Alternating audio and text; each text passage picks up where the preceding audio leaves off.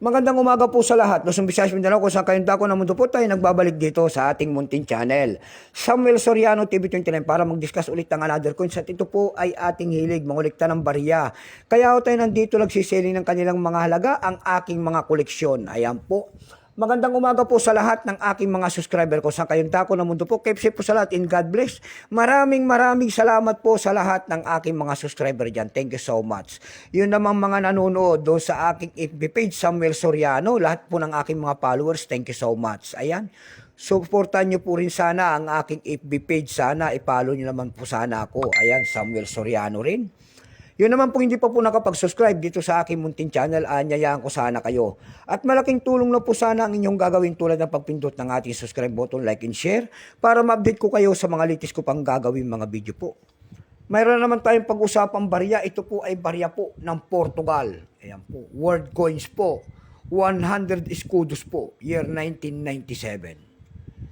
Siya po si Pedro Neis. Ayan, si Pedro Neis. Ayan.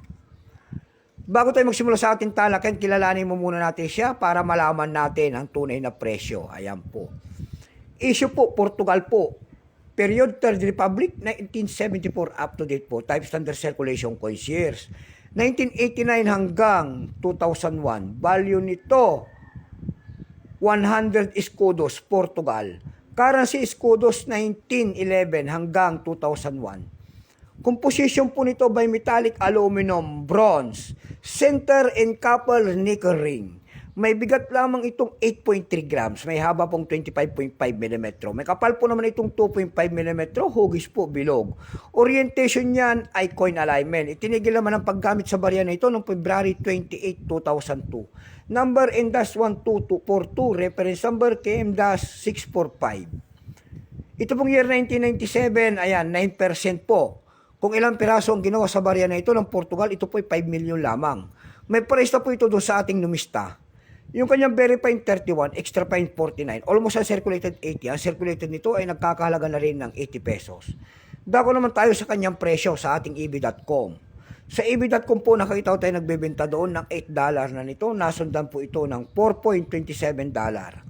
Mayroon na rin tayo nakita doon na 288 pesos. Dako naman tayo sa Carousel PH. Sa Carousel PH naman po, nakakita tayo nagbebenta doon ng 180 pesos. Nasundan po yan ng 150 pesos. Ayan lamang po ang ating may babahaging kanyang presyo. Sagad na. So hanggang dito na lamang po Luzon, Visayas, Mindanao, kung sa kayong dako ng mundo po. Keep safe po sa lahat and God bless.